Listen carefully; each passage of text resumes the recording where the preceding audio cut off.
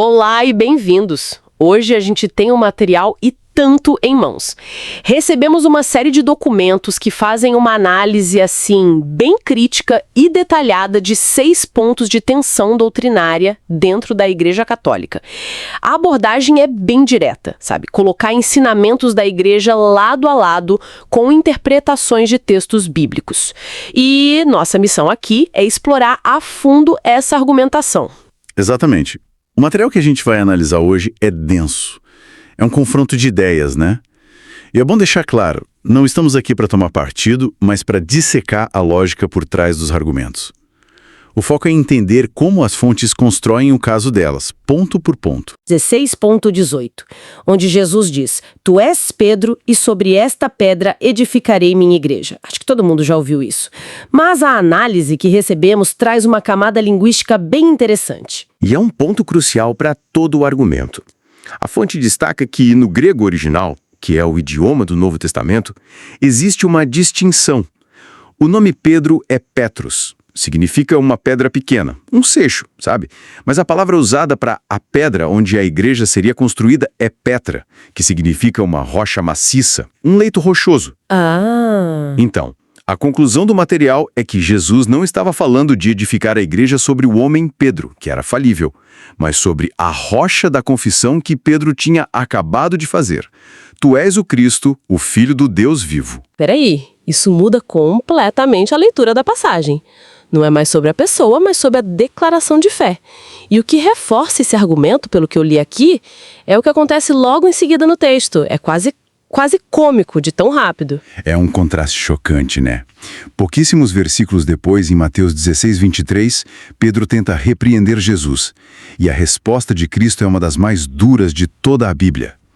Para trás de mim, Satanás. Nossa! Aí a fonte levanta uma pergunta bem lógica, bem direta. Como é que o fundamento infalível da igreja, a rocha, pode ser chamado de Satanás minutos depois de ser nomeado? Para o autor da análise, isso sugere que a rocha era a confissão, enquanto o homem, Pedro, continuava totalmente humano, sujeito a erros graves. E essa ideia do Pedro não ser um líder supremo, mas talvez um primeiro entre iguais, é explorada em outros lugares, né?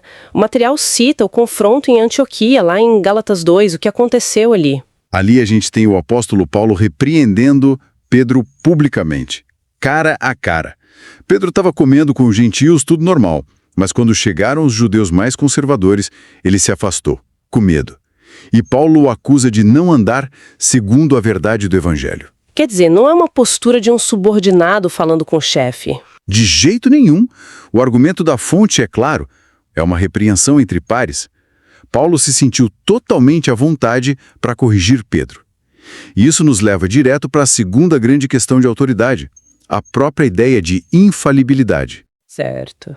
Porque se o suposto primeiro papa era corrigido publicamente por erros, como essa doutrina da infalibilidade papal se sustenta?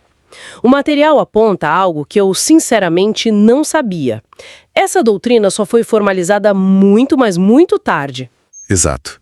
Somente em 1870, no Concílio Vaticano I. E a fonte usa esse fato para questionar, né? Se a infalibilidade do Papa era uma verdade fundamental, por que a Igreja demorou quase 19 séculos para declarar isso como dogma? É uma boa pergunta. E a crítica vai além. A doutrina diz que o Papa só é infalível quando fala ex cátedra, ou seja, da cadeira de Pedro. O que, na prática, parece uma condição bem específica, né? E é aí que a fonte aponta para o que chama de um raciocínio circular. Quem decide quando o Papa está falando ex cátedra? A própria Igreja. Então a instituição que concede autoridade é a mesma que define os limites dessa autoridade, o que, para o crítico, enfraquece o conceito. Faz sentido. Em contraste, o material aponta para 2 Timóteo 3,16, que diz que toda a Escritura é inspirada por Deus, colocando autoridade no texto. Eles até mencionam os bereanos, em Atos, como um modelo ideal de crente. Eles não aceitavam o que Paulo dizia de primeira, mas examinavam as Escrituras todos os dias para ver se as coisas eram de fato assim. Ok, então o que a gente vê aqui nesses primeiros pontos é uma disputa clara entre autoridades de uma instituição e a autoridade de um texto, e se a própria estrutura de liderança é questionada, a pergunta que vem é: como isso se reflete na prática, na vida da igreja? E o material mergulha direto num dos rituais mais fundamentais, o batismo. E a lógica do argumento segue a mesma linha. As fontes afirmam que o padrão no Novo Testamento é sempre uma sequência. Primeiro, a pessoa ouve o evangelho e crê. E segundo, como um ato de obediência, ela é batizada. Cita, por exemplo, Marcos 16:16. Quem crer e for batizado será salvo. A fé vem antes. Ou Atos 2:38, onde Pedro diz: arrependam-se e cada um de vocês seja batizado. O arrependimento vem antes. A conclusão que a fonte tira disso é bem óbvia, né? Bebês não podem crer ou se arrepender. Mas e os argumentos sobre os batismos de famílias inteiras que a gente vê na Bíblia, como o da vendedora Lídia ou do carcereiro? Então, a análise contextual que a gente recebeu desmonta esse ponto.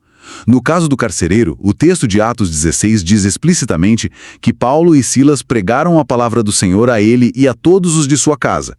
Ou seja, todos ouviram a mensagem antes de serem batizados, o que implica que tinham idade para compreender. Ah, entendi. E o material também refuta aquela analogia comum com a circuncisão de bebês no Antigo Testamento. Usa Colossenses 2, que descreve o batismo como um ato espiritual consciente, de ser sepultado com ele, Cristo, no batismo, no qual também ressuscitastes mediante a fé. A ênfase é sempre na fé consciente. Se até uma prática tão fundamental como o batismo gera esse nível de debate, não é de se espantar que as fontes apontem para divisões internas maiores na igreja hoje. O ideal bíblico, como mencionado aqui em João 17, é a oração de Jesus para que todos sejam um. Mas a realidade descrita parece bem diferente. Sim, o quinto ponto do material é sobre a desunião católica. O argumento é que, apesar da estrutura hierárquica forte, a igreja está longe de ser um bloco monolítico em questões cruciais. E não se fala de opiniões, mas de divisões práticas. E os exemplos são muito recentes. Cita a Declaração Fiducia Supplicans de 2023, que permitiu bênçãos a uniões do mesmo sexo. A reação foi imediata e polarizada. Bispos na Alemanha apoiaram, enquanto conferências episcopais inteiras na África rejeitaram em massa. Uma divisão enorme, né? E não é um caso isolado. O material fala do debate sobre a ordenação de mulheres ou as regras de comunhão para divorciados recasados, que mudam completamente de uma diocese para outra. É verdade. Historicamente, a fonte lembra do cisma com os tradicionalistas depois do Concílio Vaticano II, que dura até hoje. E a argumentação termina com uma citação de 1 Coríntios, que diz: porque Deus não é Deus de confusão, mas de paz. Aí a fonte pergunta: se a estrutura é divina, de onde vem tanta confusão? O próprio código-fonte, a Bíblia. O último ponto é sobre os livros deuterocanônicos, que muitos protestantes chamam de apócrifos. Livros como Tobias, Judite, Macabeus. Exato. E o ponto de partida da análise é, de novo, histórico. Esses livros foram oficializados no Cânon Católico só em 1546, no Concílio de Trento. A fonte destaca que isso foi uma reação direta à Reforma Protestante. E o argumento central é que esses livros nunca fizeram parte do cânon hebraico, a Bíblia que Jesus e os apóstolos usavam. E como eles sabem disso? Eles citam Lucas 24:44, onde o próprio Jesus define as escrituras do seu tempo como a lei de Moisés, os profetas e os salmos, as 3 seções do cânon hebraico, que não incluem esses livros. Ok, então o argumento é que foram adicionados tardiamente. Mas o material vai além, né? Ele entra no conteúdo desses livros. Outro exemplo forte é 2 Macabeus 12, que apoia orações pelos mortos, o que é a base para a doutrina do purgatório. E isso é contrastado com Hebreus 9:27, que diz que aos homens está ordenado morrer uma só vez, vindo, depois disso, o juízo.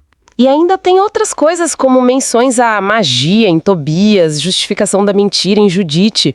Mas o que me pareceu o argumento mais forte não é nem sobre a doutrina, é sobre o que os próprios autores disseram de seus escritos. Este é talvez o argumento mais devastador apresentado. A Escritura é vista como uma palavra de Deus inspirada. No entanto, o autor de 2 Macabeus encerra o livro de uma forma muito humana, muito incerta. Ele diz, e eu estou citando a conclusão do livro: se a narrativa está bem feita e elegante, Era isso que eu queria. Se está fraca e mediocre, foi o que eu pude fazer. Uau! Foi o que eu pude fazer. Exato. E o prólogo de Eclesiástico pede desculpas por qualquer falha na tradução. A fonte argumenta que essa linguagem de eu fiz o meu melhor, desculpe os erros, é totalmente incompatível com a natureza da inspiração divina. É a linguagem de um historiador, não a voz de Deus. Nossa. Então, depois de passar por tudo isso que a gente tem, desvendamos uma argumentação que questiona a autoridade papal pela linguística, a infalibilidade pela lógica, o batismo pelos padrões bíblicos, a unidade da igreja pela realidade e a própria composição da Bíblia. É uma análise bem sistemática. Exatamente. E o fio que conecta todos esses 6 pontos é um princípio fundamental, que o material assume como premissa, a ideia de sola escritura, ou somente a escritura. Toda a argumentação parte do pressuposto de que a Bíblia é a única autoridade final e infalível. A tradição, os concílios, a autoridade papal, tudo, segundo essa visão, deve ser medido e julgado pela escritura, e não o contrário. Compreender essa premissa é a chave. Essa análise toda, focada nessa tensão entre uma tradição institucional que evoluiu por milênios e a autoridade de um texto fundador, nos deixa com uma reflexão que vai além do nosso tópico, eu acho. Em qualquer grande sistema de crenças, seja religioso, político, filosófico, como é que se navega o conflito que surge quando a tradição, com todo o seu peso, parece se distanciar dos princípios originais, do documento que deu origem a tudo? É uma questão fundamental sobre onde, afinal, reside a verdadeira autoridade.